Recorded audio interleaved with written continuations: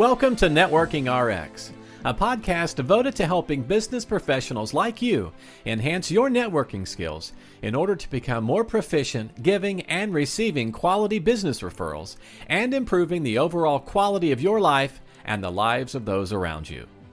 The Networking RX podcast is a production of AmSpirit Business Connections, an organization whose mission is to empower business success through networking. Welcome back for another episode. This is Frank Agan. I'm founder and president of AmSpirit Business Connections and your host of the Networking RX podcast. Today we're going to talk about tackling difficult conversations. If you were with the podcast or happened to listen to an episode just a little while back, actually it was episode 215, which was released on October 1st.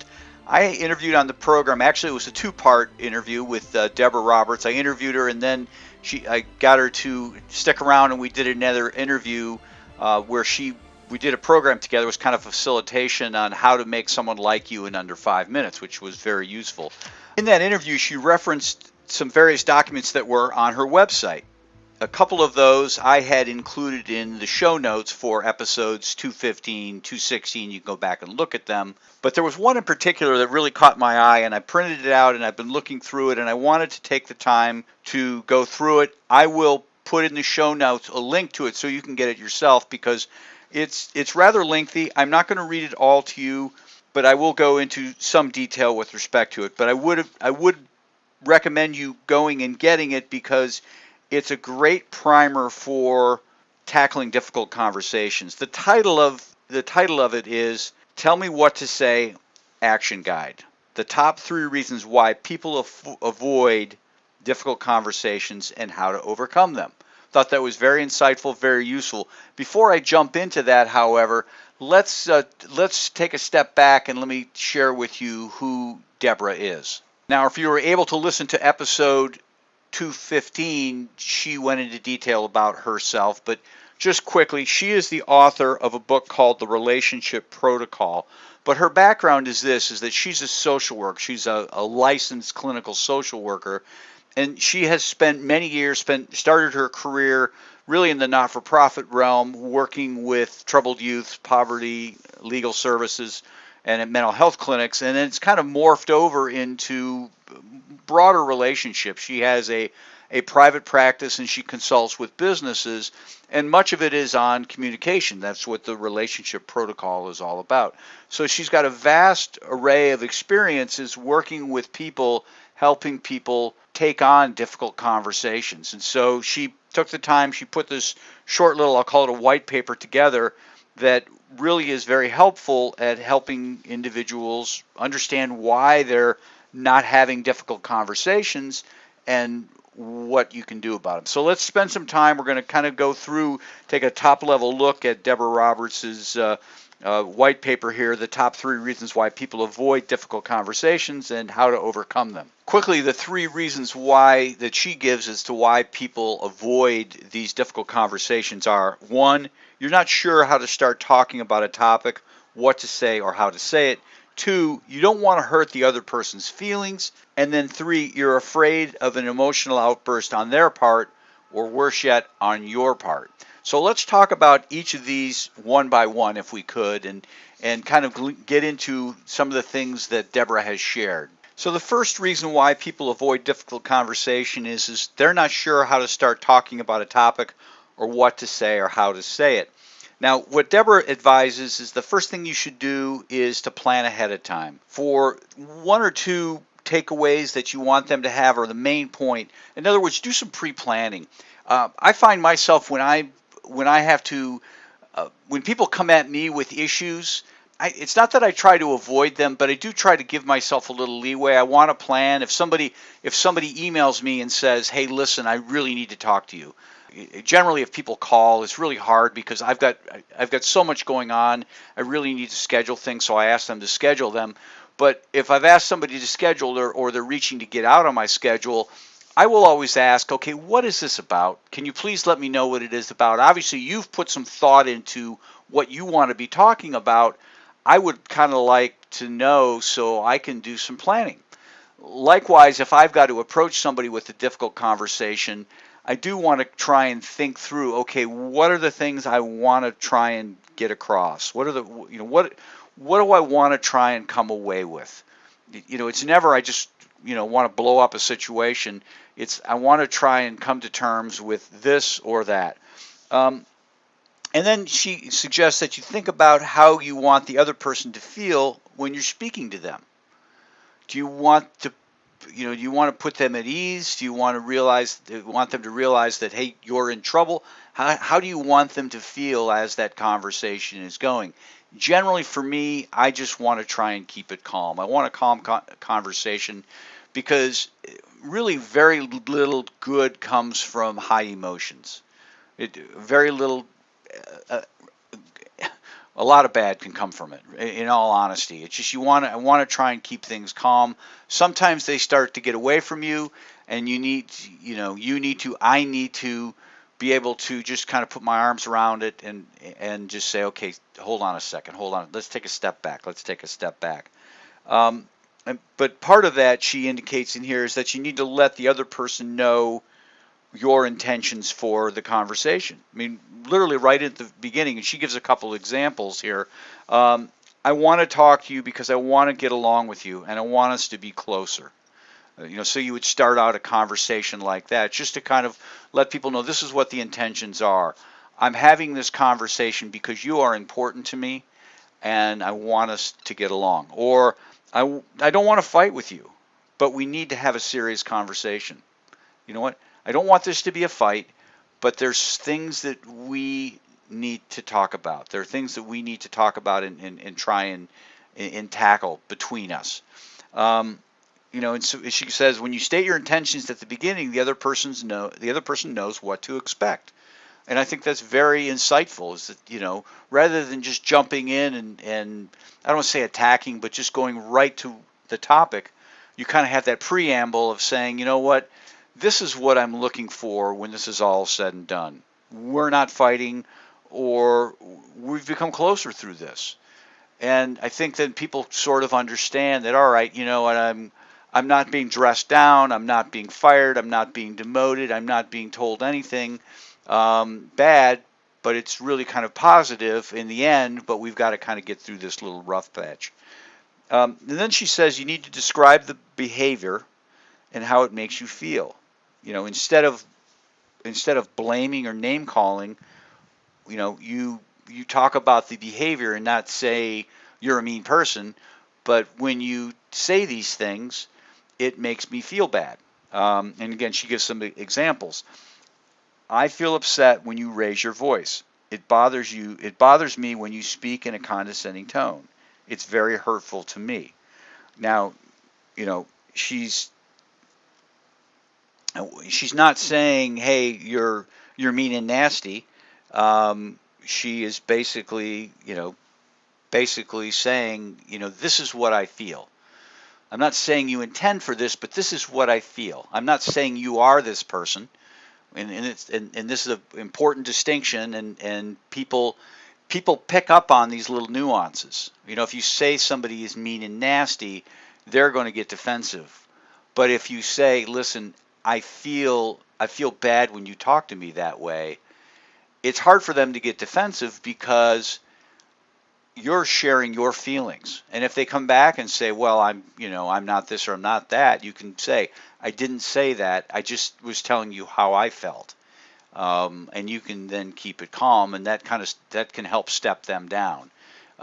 You might feel that they're being mean and nasty.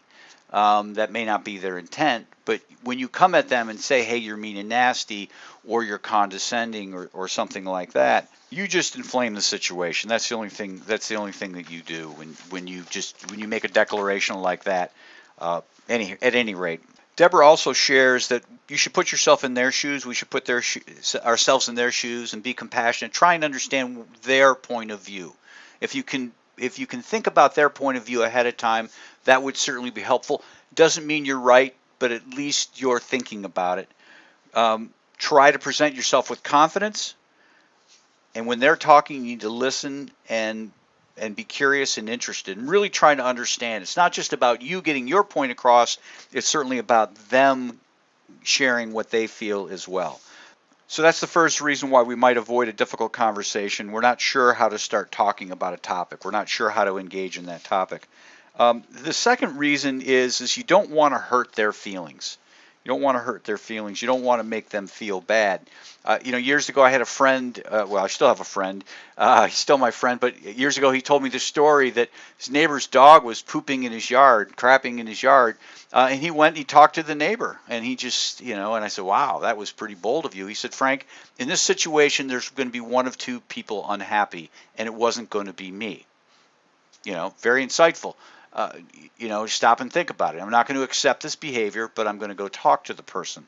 And so I think when, we don't want to hurt people's feelings, but if we don't take that on, we allow their dog to continue to just crap in our yard. And so we do need to take those situations on. And what Deborah suggests is begin by thoughtfully stating, again, your intentions up front. I wanted to talk to you about something sensitive. Just kind of let them know, hey, you're important to me. This is important. Our relationship's important. I don't want to fight. I don't want you to feel bad about this, but I don't want to feel bad either. And kind of you lay it out that way. I think to a certain degree, they're probably going to feel a little bad, especially if it's something they're totally not in tune with. But you need to take it on, and it's not a question of whether they feel bad. It's a question of how bad you make them feel. Deborah goes on to say, you can't control how another person will react. However, you can control how you communicate with them. Again, planning, being calm, and then pay attention while speaking and own your part of it. Pay attention to their reaction. In a COVID world, that makes it difficult. Zoom conversations, you're a little better off. You can kind of read facial expressions. Certainly in person, you can kind of see people fidgeting and what they're doing with their hands. Even if you don't exactly know it, you kind of get a sense as to what's happening. But you need to kind of pay attention to that, and then own your part into it with it. Hey, I should have said something a long time ago, or I can understand how some of the things I do might make you feel, and I want to make that part of the conversation as well. So that's the second piece of it is making sure that you don't hurt their feelings. So quick recap, number one, we don't really know how to start the conversation or what to say, and the second thing is that we're afraid to hurt their feelings, and those would be the reasons why we might avoid a difficult conversation. The third is you're afraid of an outburst on their part, and certainly afraid of an outburst on your part. And I think both those are in play. Whenever I'm having a difficult conversation with somebody, both things are in mind for me. I don't want it to escalate to that because it's hard to unring that bell once it's kind of got to that point. But if you want to tackle the situation, if you want to tackle the difficult conversation, it's a risk that you need to take. And what Deborah's advice is, be sure to pay attention while speaking and quickly stop the action if you notice the other person is having a negative reaction. Quickly stop and just say, hold on a second here. I think this is getting out of control, or maybe that's not the good term. Listen, I can see you're upset. Pay attention to their body language, and if it's starting to get out of control, just there's no rush. There's no rush to have the conversation to get it all done here and now. It can be even a situation where we say, let's just take a break. I just wanted to put this out there. Can we reschedule it? Can we cool down? Can we take a couple deep breaths? And even with respect to yourself, that's those are good tactics. And I'm not perfect at this. Believe me, I get in conversations and they get heated. Especially when it's with family members. And I had this conversation a couple weeks ago with some people. Why do we treat family different than we do our business contacts? Well, probably the reason we treat family differently is because we trust that they're going to be there. So we can say those things and they're still going to be around. It doesn't make it right. It doesn't make it fair, but that's the reality. And I came to that revelation years ago when I was sharing with my sister that my kids will say things to me that they would never dare to say to another parent. She said, well, that's good. And I said, well, why is that good?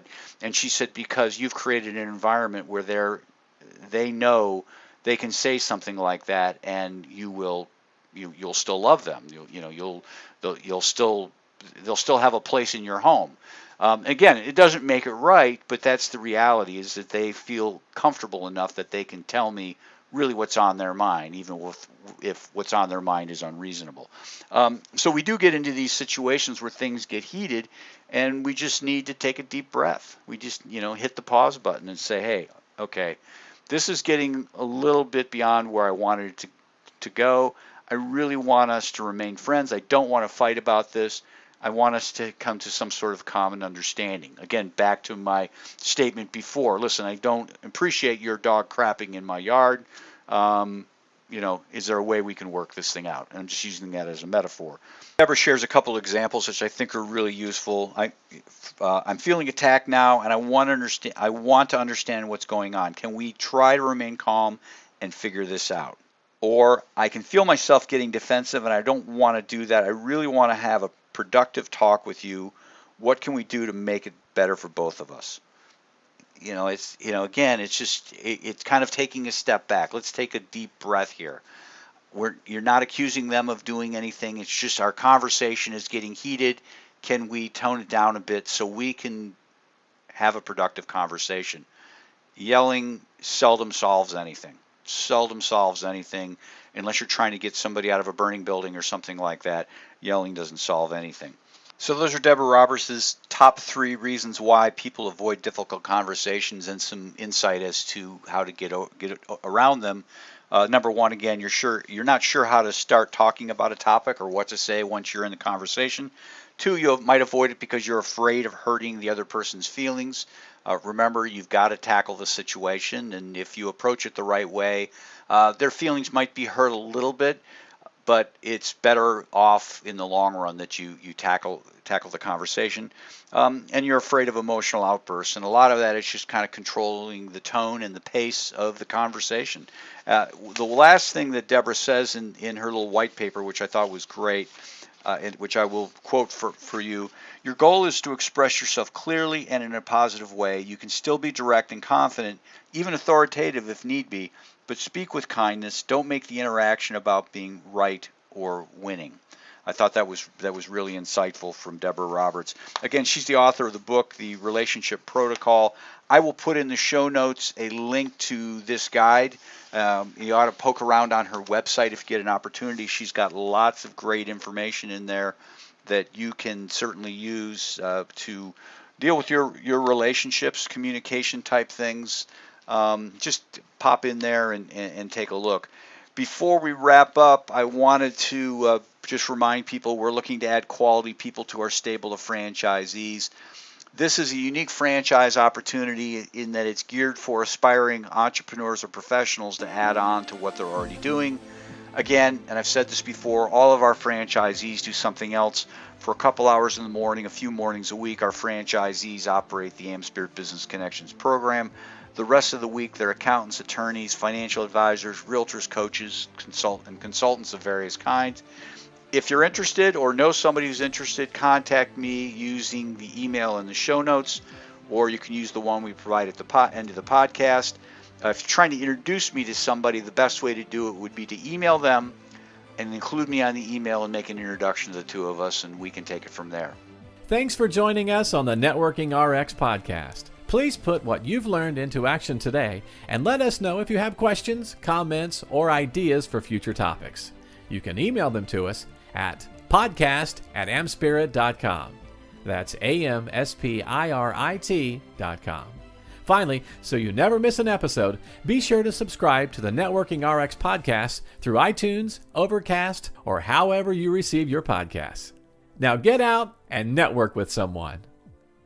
The Networking RX podcast is the copyright production of AmSpirit Business Connection. All rights reserved.